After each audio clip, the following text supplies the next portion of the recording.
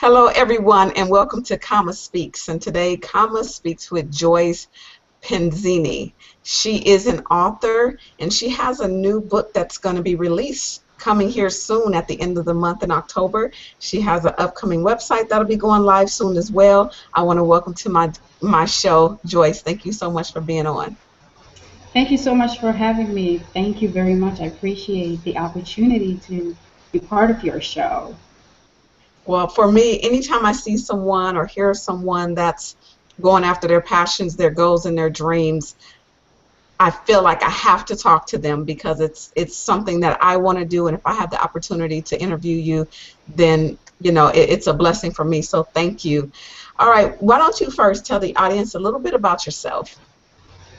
All right. So again, my name is Joyce, and like Kama said, I do have a book that's coming out. The book really goes back into my childhood, where I experienced some childhood sexual abuse. And it steps on how I recovered and what I went through and the mindset of somebody who's, when you're so young and you have your innocence stolen from you, it kind of leaves like a hole in your soul. And so you spend forever searching it. It's not one of those things that you can just put a Band-Aid on and it goes away, or just something that just disappears on its own. You have to deal with it so that you are able to move on in life and make better choices, love yourself, love others, and just fulfill your purpose, because it robs you of so much, especially it robs you of your identity. And when you don't know who you are, how do you know where you're going? So that's what that was about. And it was through the process of writing the book that I began to learn so much about myself. And you think that you know yourself, especially because you live in your body and it's your thoughts and it's your life and it's your decisions and so on. But I really learned that I didn't know myself, and it was through, putting pen to paper and putting my thoughts down that I began to discover who I really was. And I realized that, oh, I'm somebody with a voice, I have a purpose, and I just decided to chase it after that. You know what, as you're talking, I heard you talk about the mindset. Now, you did go through something that is, to me, traumatic, especially to a child. But you're where you're at, and we'll get into that a little later. But because this is October, this is Domestic Violence Month, and that's something we're going to talk about here today, is you actually have been through a domestic violence relationship. Why don't you talk a little bit about that and how your mindset was from starting where you were as a child, going through that, and then getting into a relationship that was unhealthy as well? Okay, so as far as my relationship that involved with domestic violence, it really started like I said, it started from an early point that I had this hole and I didn't know who I was. And when you don't know who you are, sometimes you just end up in situations because there's no boundaries, there's no limits, and there's no goals sometimes. And so I found myself in this relationship. And it's so weird is at the very onstart of the relationship, there was that feeling on the inside, there was that instinct, that intuition that said, no, don't go there, don't do this. But I figured, live a little, because I've been so cautious up until that point. So I said, okay, I'm just gonna, I'm just gonna live a little. I'm young, and I'll end this when it ends, and that's that. But I got involved in a relationship, and it didn't start off like that. It was over time when kids started coming, and the stress of life started coming on, that we had fallen into these roles as parents, husband and wife, and then the stresses of life really took a hold, and that's when the violence starts off with name calling, real subtle at first, and then it just started growing and taking a life of itself. But at the same time, I was thinking to myself, well, I never really said that this is domestic violence. I never have considered it as that, just because, my mind wasn't right. My mind wasn't right, and it didn't, it just didn't seem like I was going through domestic violence. That was for somebody else, just not me. Mm-hmm. And so once, you begin to strip off the layers and you say, okay, I'm going to find out who I am. That's when I was like, okay, well, you have to own what's happening. Yes, this is domestic violence, and you have a choice. It doesn't have to go on, and it doesn't define you, and what he does has nothing to do with you. I'm a woman, I'm a good woman, I deserve love, I don't deserve to be treated like that. And so once I began to heal from my past, then I was able to say no. I could put my foot down and refuse to be treated like that, and decided to leave at that point. So it was more or less on you. What was some things that were going to your through your head as you were leaving? Were you torn? Because with me, for instance, being torn, because it's like I have children, so I got to stay, but at the same time, I want my peace of mind. It's not healthy. It's not a healthy environment for them. But then, we go back to, well, we have children, and they need to know their father, and he needs to be raised. What made you just say, you know what, enough is enough. This is it. I'm not coming back. And what was the final factor for that? Well, it was the children. Number one, I had to become better for them. That was Hmm. the first thing. And then when I also saw, I would listen to my youngest, who was a boy, and I would hear him referencing his father in a negative way. So I knew, okay, this is unhealthy. They're obviously seeing what's going on, and they're hearing what's going on, and so he had very little respect for his father. He would, call him, when he wasn't there, he's saying, oh, well, daddy's this and daddy's that. And I was like, okay, this is really unhealthy for them. And at the end of the day, I knew, like, we didn't have what it takes to make our relationship go further. So rather than just let it, also destroy the relationships that the kid had with their father, I needed to pull myself away so that we can somehow heal. And then they can see him in a positive light when we're not in the same, in the same home and stuff like that. So I had to move on at that point.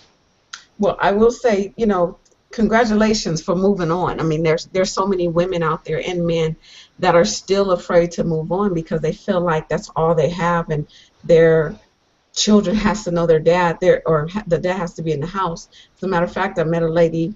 She inboxed me last year, and I was posting some things on Facebook, and she said she was going through some of the same issues with her husband. But her attitude was, oh, I've been with him for 19 years. I'm not going nowhere. We got kids. I'm not going anywhere.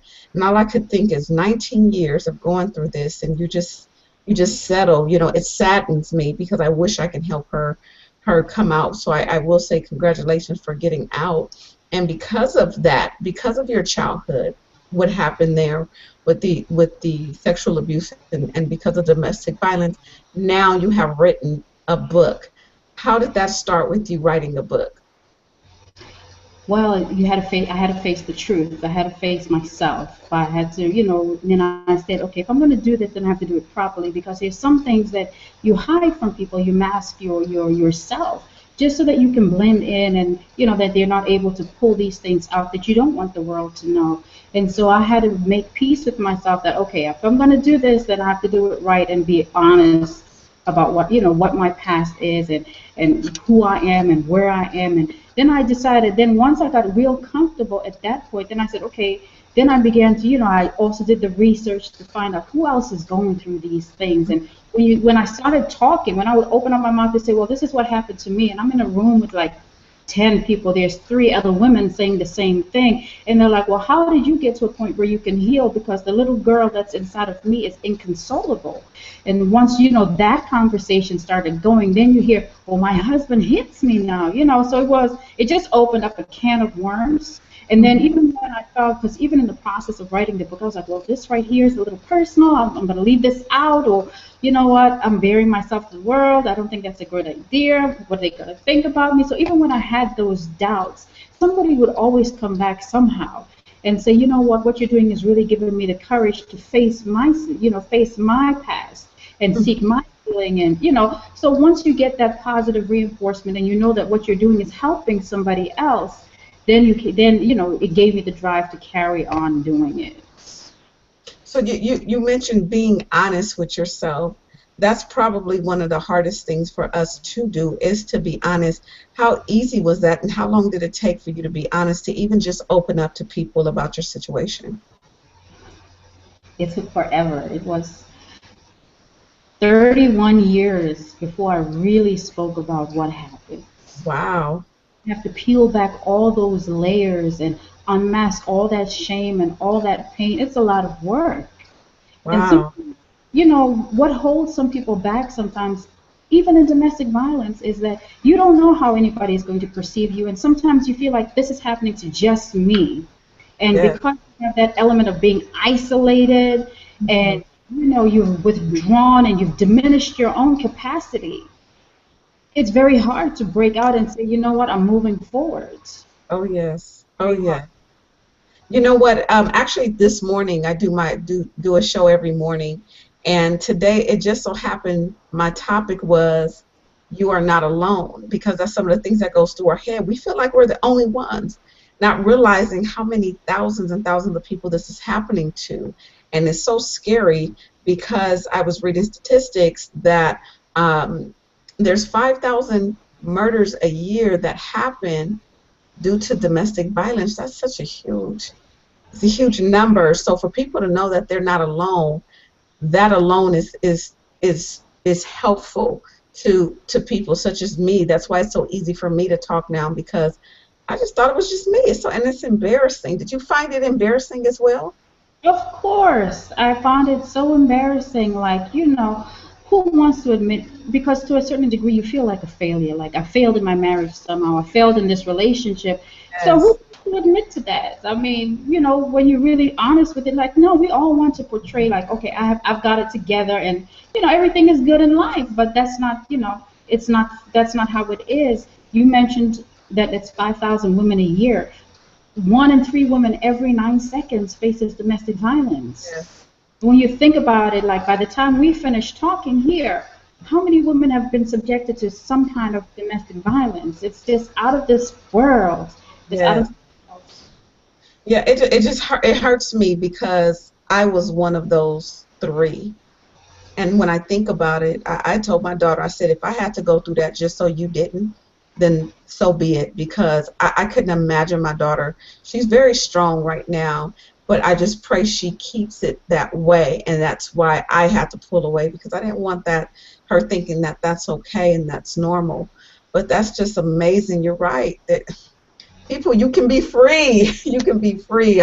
That's what I want to drive to people. You can be free from this. It feels good to be free. It's okay to sleep in a bed by yourself until God blesses you with that man. But it's not about me right now, but it's just you can be free from it. Your book, let's talk a little more about your book and what you're doing with your book. Well, what the book has really done is it's really been a platform, I can say, for me to get into different audiences and begin to talk about it. One audience that I, never anticipated would be, I would get the kind of response that I'm getting is the church, because these issues go on in the church all the time, and they want to pray about it. I remember different times in my life when you go to church and then they're saying we have an altar call for those that went through some kind of abuse and they want to pray. Fine, let's pray. But then what practical steps are you giving me that will help me overcome from where I am? How do I come from victim to victor? How do I come from this mindset that I have that I'm worthless to realize and know that I am somebody that counts. I'm unique, I'm special, and I'm here on purpose. So that opened up a platform that nobody was really talking about it. And it's really, it's great, and I laugh sometimes because when I see now, okay, the conversation is going, and I get, it makes me happy because you have people who are now tapping into their pain, they're unmasking their shame, and they're just facing themselves. And that's how you find your identity. Because if I didn't find my identity, I would have thought it was okay for me to continue to stay in that relationship. I loved him, Hmm. but it wasn't right. Yes. And so Yes. it's been positive. Now you said you're going into the church, correct? Yes. With this, we need it. We definitely need it because it's we can pray a lot of we can pray for everything we want to, but what people have to understand is even in our prayers there's some kind of other action that needs to be taken.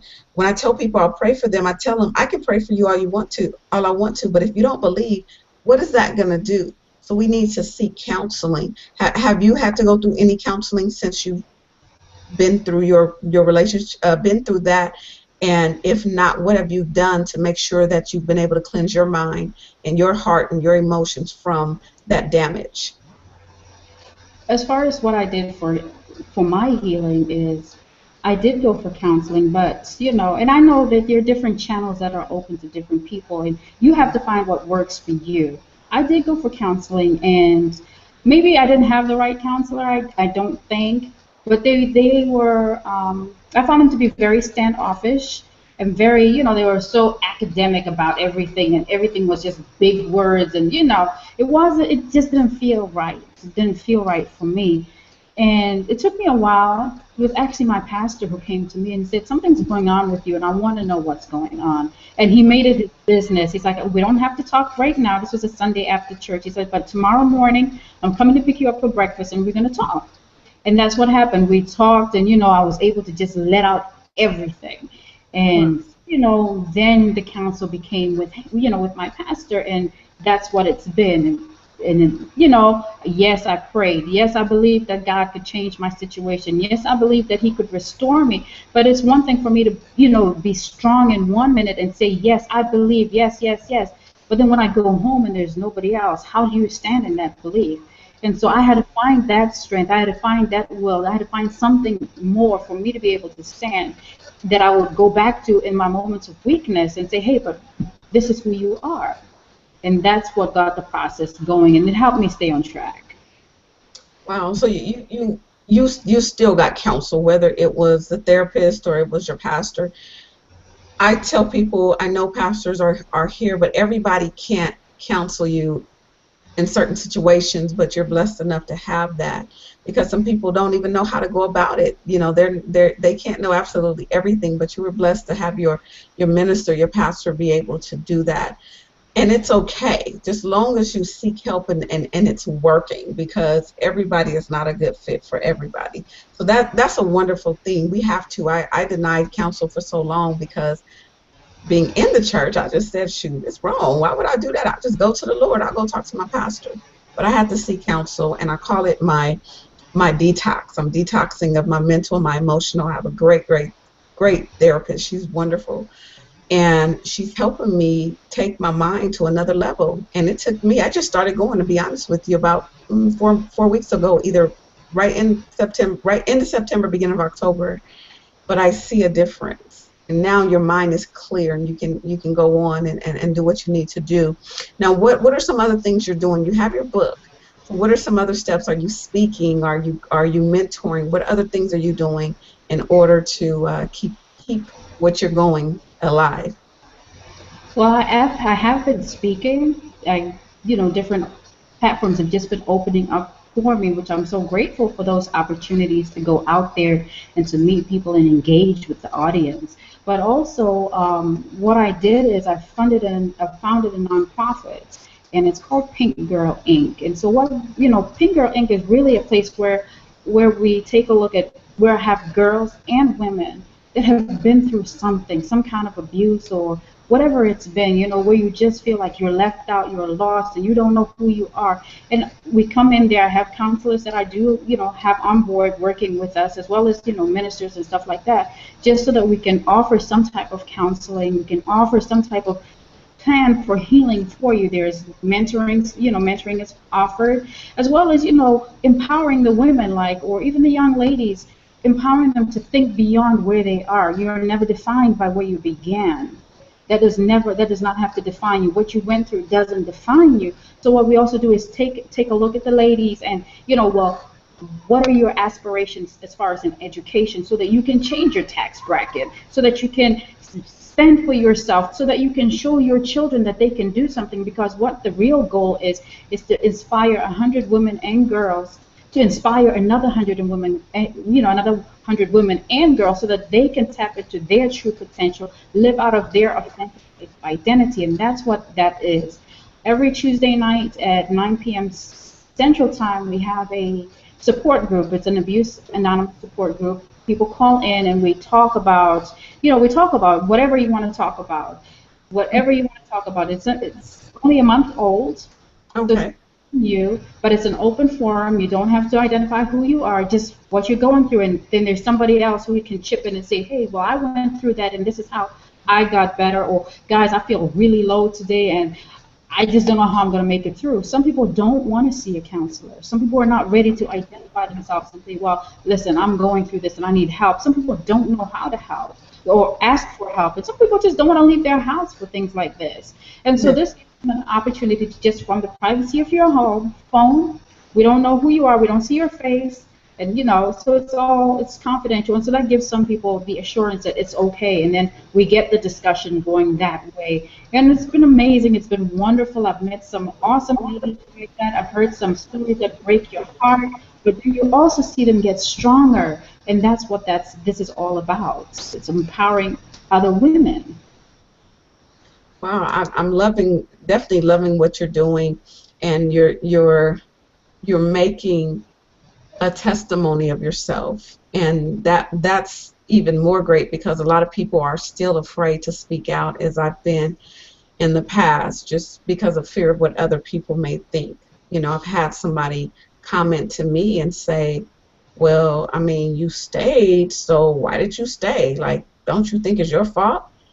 And I'm like, if people only understood the mindset, and I told the person, if you only walked in my shoes, that's the only way you can talk about it. It is not that simple. Does the other people stay? Do they get the question? Because I always wonder, why don't they just leave? But it's not that easy for them to leave. Obviously, there's some things they're dealing with.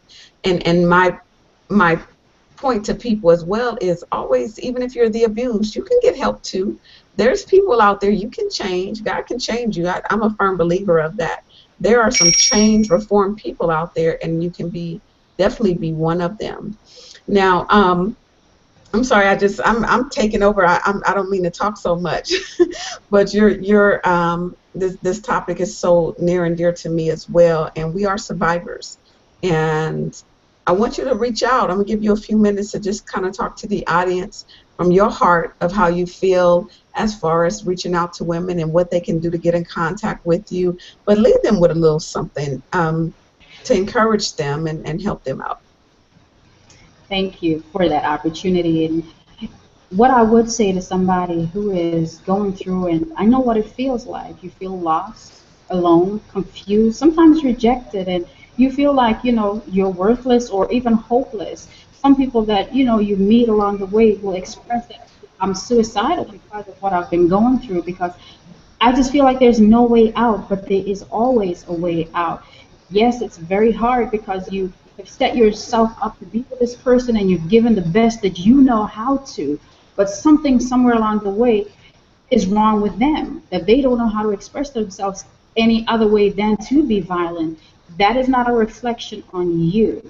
That is their issue, and you are still priceless. You are still wonderful. You are still a gift to the world, and you have to believe that you are valuable. And even if it's not for yourself, look at the people that love you and the people that care for you. They want the best for you, and they want to see you do something with your life and go somewhere and live beyond what you're going through right now. Even if you're doing it even if you think it's in secret, somebody always knows what's going on because they're telltale signs. But it's not the end of the world. Yes, it's hard to pick up the pieces, and sometimes to go forward, you have to take a few steps back. But you're worth it. You're worth it. Victor Hugo said that. And there's nothing more powerful of all the forces of the world than an idea whose time has come. I think it's a great idea for you to decide, even today, that I'm worth something more than this, and I don't have to take it.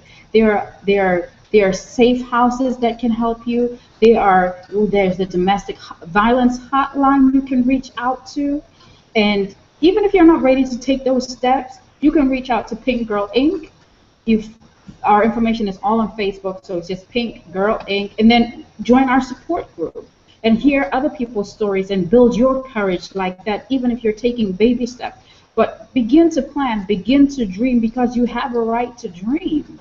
You have a right to dream and visualize your dreams, and that's how they're going to start coming to pass. That is great. Thank you so much. I appreciate that. And there was something that you said a little earlier that I had to write down. And you said, I'm here on purpose. So for those that are watching, you are here on purpose. I think that's like awesome to me. I've never heard that before.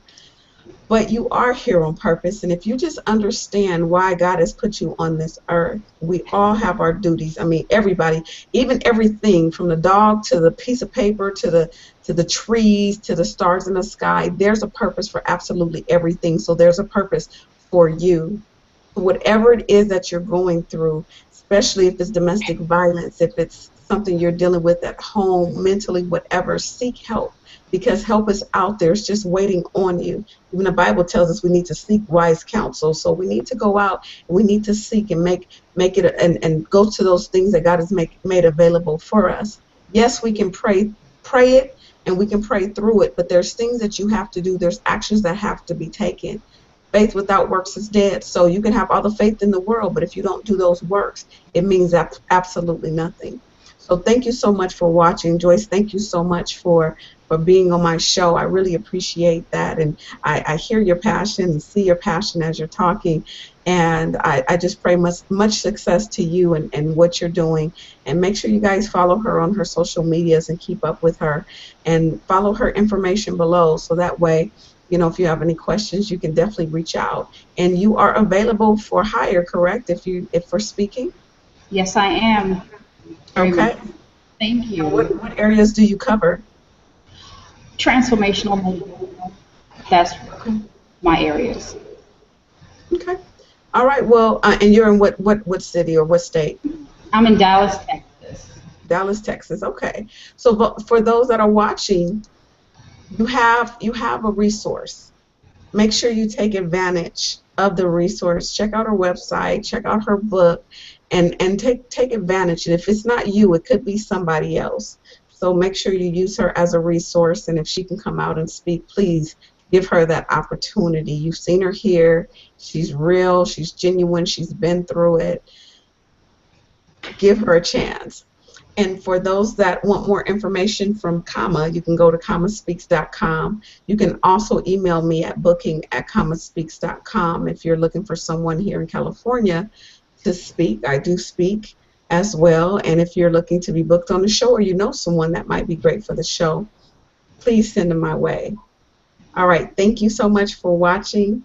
And remember, no matter what you do in life, you always pursue your passion.